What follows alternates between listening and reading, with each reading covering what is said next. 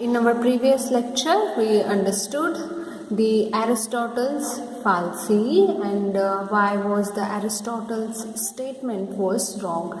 So the statement which was given by Aristotle is something like an external force is required to keep a body in motion. So this is the statement which is given by Aristotle. So later we understood that this statement is totally wrong. So when did we said that this statement is wrong? So when we learned this frictional force, we said that Aristotle's law is wrong. So to understand this frictional force even better, so here I have a coin, 1 rupee coin.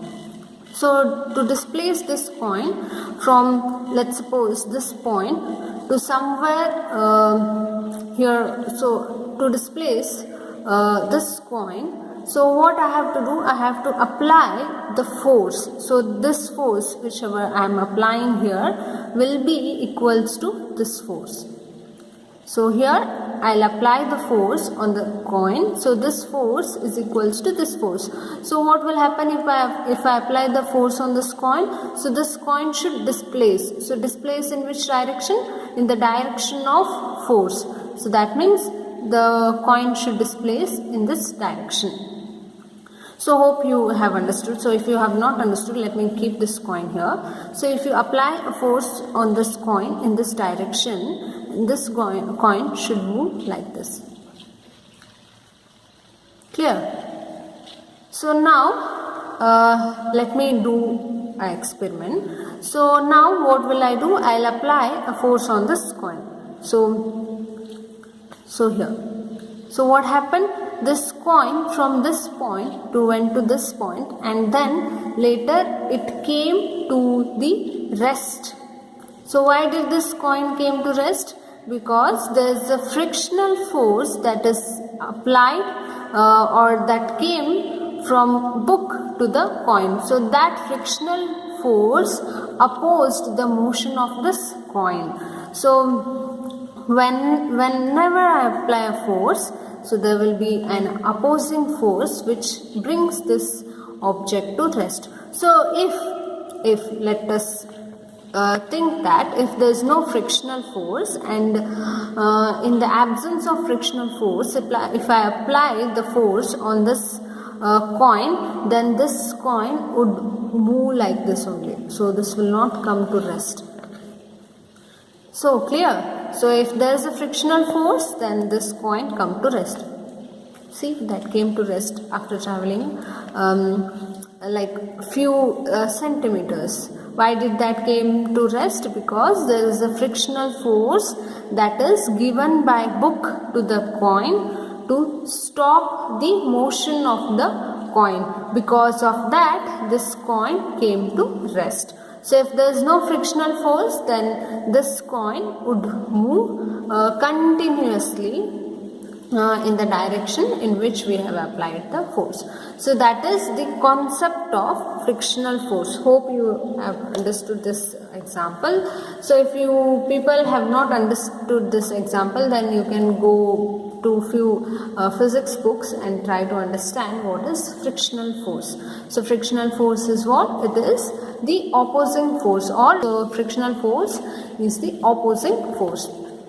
So to have or to get at the true law of nature of forces and motion, one has to imagine a world in which uniform motion is possible with no frictional force opposing it. So this is what Galileo did. So he has observed, or he has imagined a world where there is no frictional force. So if there is no frictional force, then what will be left?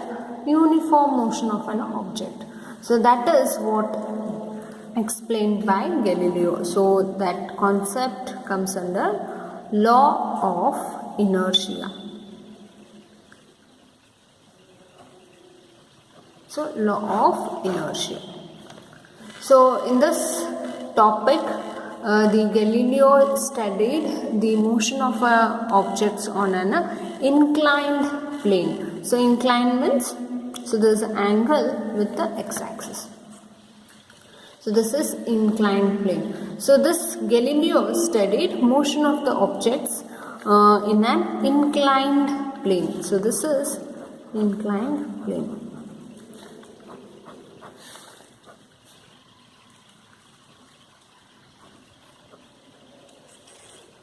So that means, so if this plane is in this axis, so then there won't be any angle with the x-axis. So here we have tilted it and made it a inclined plane. So now in this inclined plane, so let's suppose if you keep a ball here, so what will happen to the ball? So the ball will rolls down.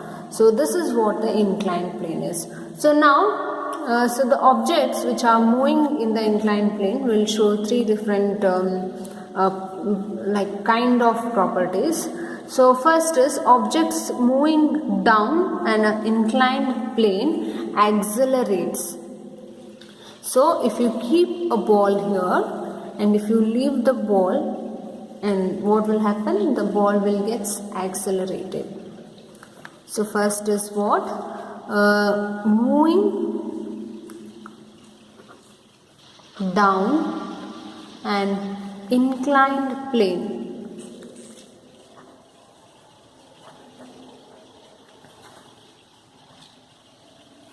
The object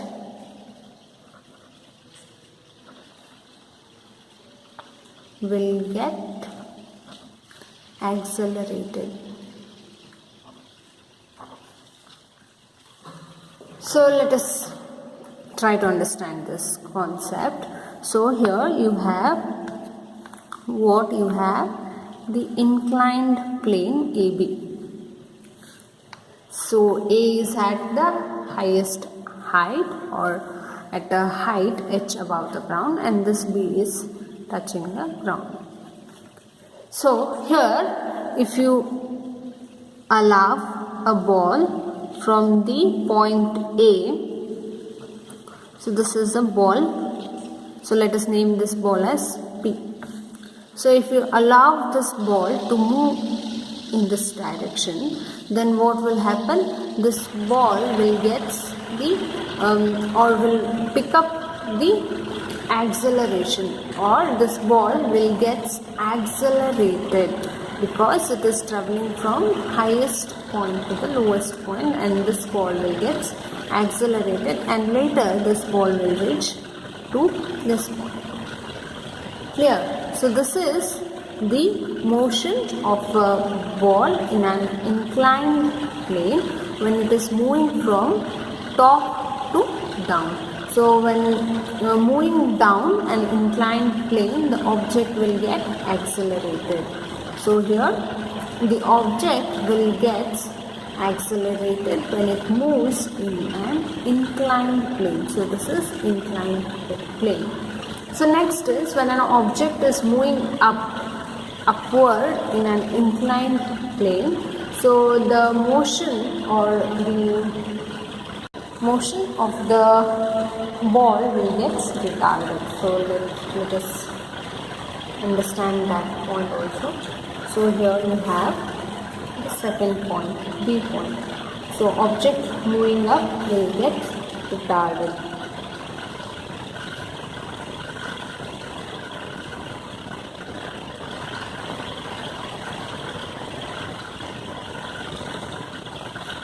So again, here you have the inclined plane.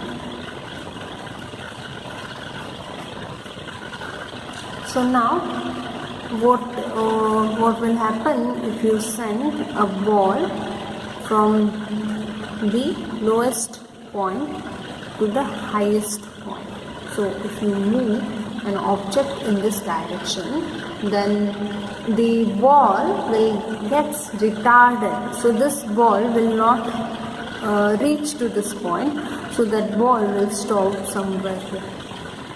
So that means the moving up or when a ball is moving upward, the acceleration of the ball will decreases.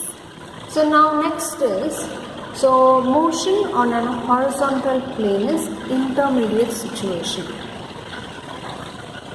motion on a horizontal plane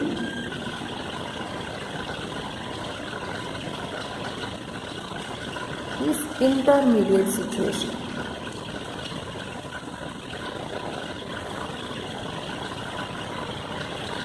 Intermediate situation, so it is neither gets accelerated nor it gets retarded. So horizontal plane means, so this is the horizontal plane. So now if you keep a ball here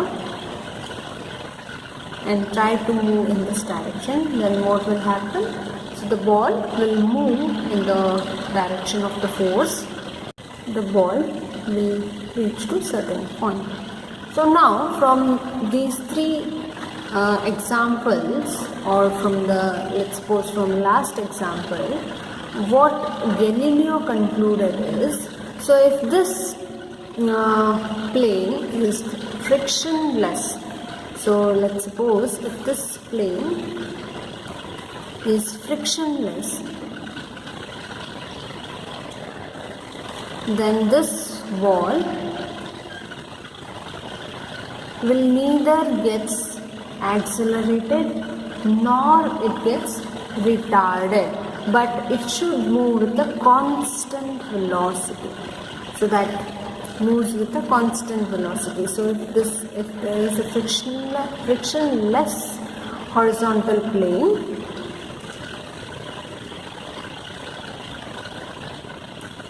so then there won't be acceleration or retardation. So if there is no acceleration or retardation, then what should happen to this ball? So this ball should move with a constant velocity. So to understand this, the Galileo did one more experiment. So let us understand that. So these experiments were done by the Galileo to give the laws of nature, or the what is the nature of forces. So another experiment by Galileo leading to the same conclusion involves a double inclined plane. So here we saw just a single inclined plane. Now we are dealing with the double inclined plane. So what is double inclined plane? So here we have a ground. So on this ground we are keeping the double inclined plane.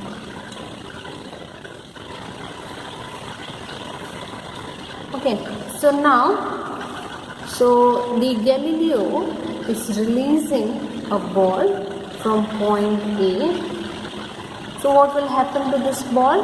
So this ball will move in this direction, and eventually that would reach the point B. So if this plane is smooth, then we can expect that the height of the ball at point A is equals to height of the ball at point B. So this will be true. So this, if it is not equal, then it will be less than that height, but it will never be greater than that height. So in an ideal situation, so if you take ideal situation, then this height would be equals to this height. So if at all if the plane is smooth, smooth, then friction will be absent. So if friction is absent, the final height of the ball is equal to the initial height of the ball. So here we have the height h above the ground. So if there is no friction, then this will also be h. So this is the first statement that is given by the Galileo. So in ideal situation wherein there is no friction, then this ball, after moving this distance, will reach to the same height as it was left initially. Now what he does is, he decreases the slope of the second plane and observes what will happen. So now again, what is that? So this is the ground. So now what we are doing is we are decreasing the slope of this second plane. So let's suppose we have this like this. So we have decreased the slope of the second plane. So again we are doing the same experiment. We are sending a ball from point A and we will observe from up to where this ball goes, or we are repeating the experiment. So the ball will still reach the same height. So again the ball will still reach the same height but after traveling a longer distance. So in the limiting case, so now what will happen is, so after this thing what we will do is we will take take the slope of the second plane as 0 and then we will observe how the ball travels.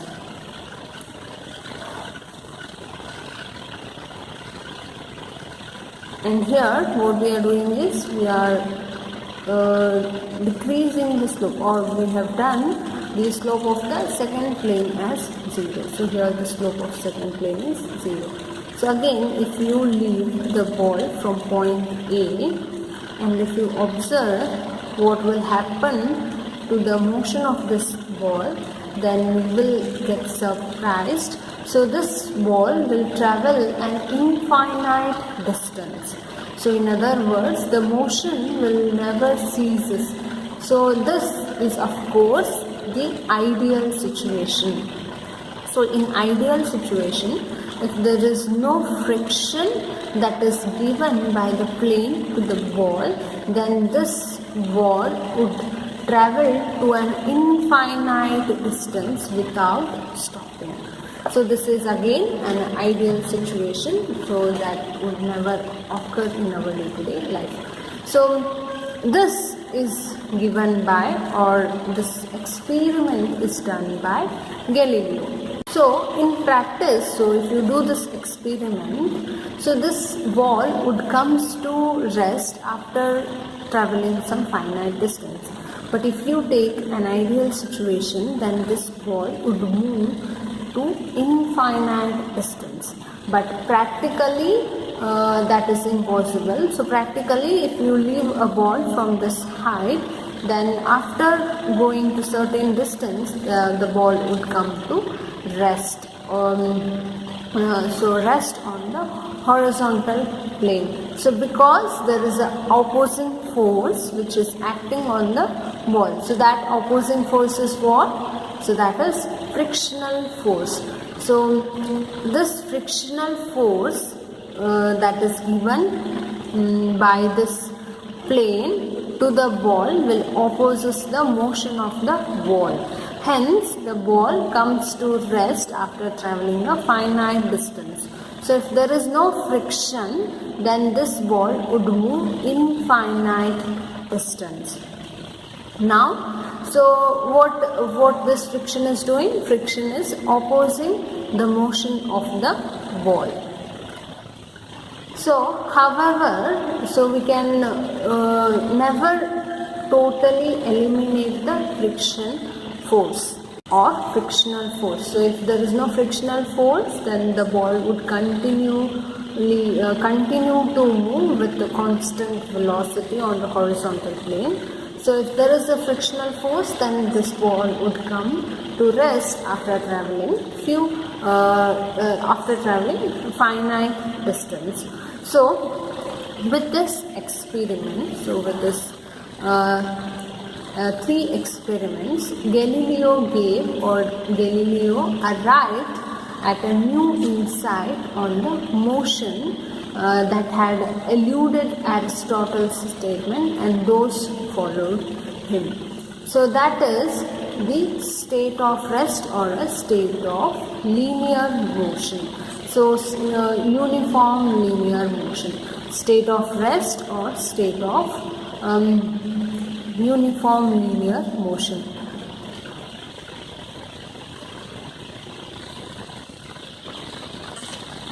state of uniform linear motion. So uniform linear motion means motion with constant velocity. So uniform linear motion means motion with constant velocity. So Galileo said that state of rest and the uniform linear motion are equivalent. So in both cases there is no net force acting on the body. So in these two cases there is no net force acting on the body. So in above two cases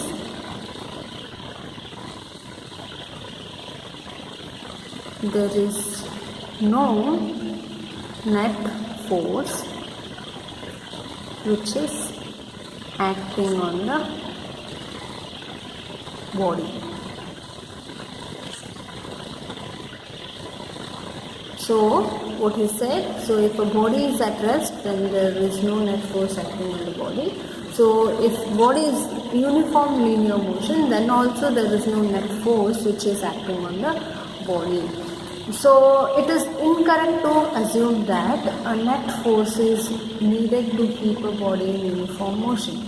So even if there is no net force, a body can be in a uniform motion. So you should not say that we need a net force to keep a body in uniform motion. To maintain a body in uniform motion, we need to apply an external force to encounter the frictional force, so that two forces sum up to 0. Net external force will be 0. So what I said is, so if you have an object here, so to maintain this body in uniform motion, so you have to give the force. So which we need to apply to encounter the frictional force. Will be in this direction.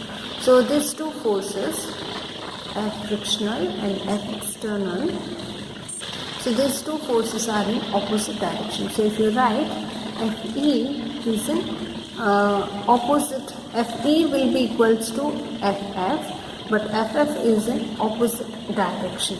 So these two forces will get cancelled to each other, and the net external force on this body will be equals to 0. So that is, so in uniform motion or in a state of rest, the net external force acting on the body is 0. So next is, let us summarize what we have learned. So if net external force is 0, if net external force is 0, then what will happen? A body at rest continues to remain at rest, and a body in motion continues to move in uniform motion. So let me write. So a body at rest continues to remain at rest, and a body in motion continues to move with uniform velocity.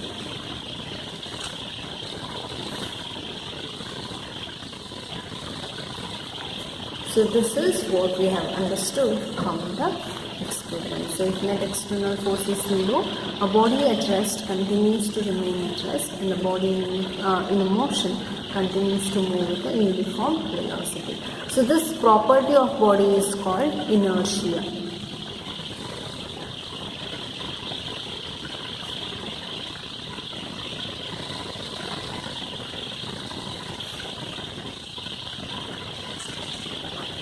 So what it is called? It is called inertia. So inertia means resistance to change. A body does not change its state of rest or uniform motion unless an external force compels it to change that state. So inertia means what? Inertia means resistance to change.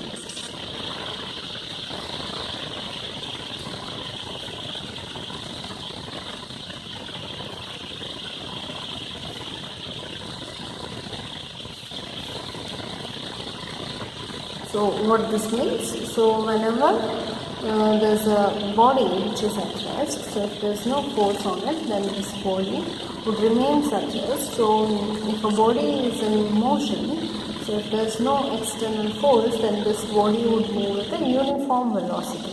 So that property of body is called inertia. Inertia means resistance to change. A body does not change its state of rest or uniform motion. So state of state of rest or uniform motion unless there is an external force which is acting on that body to change that state. So if there is no external force which is acting on the body, then that body will remain to be in the state of rest or in the state of uniform motion. So that is the property of the body, and that is known as inertia. And inertia is resistance to change. So this is all about the law of inertia and Galileo's experiment. And in this class we also understood why was Aristotle's statement went wrong. So from this class we understood what's friction and what will happen if there is no friction to the body which is moving. So from this class we understood if friction is zero, then body would continue to remain in the state of motion. So, and we also learned the new word inertia. Inertia means resistance to change. So in next class, let us try to understand Newton's first law of motion. Hope this class is clear to you all. So try to understand the concept of friction, inertia clearly. Then only the Newton's laws will be clear to you all. So even if you don't understand, try to watch the videos 1 or 2 times, then you will easily understand. So this friction concept is not that difficult. So try to understand the concept such that you can also understand the coming topics. So next topic is Newton's first law of motion. So that we will learn in our next class.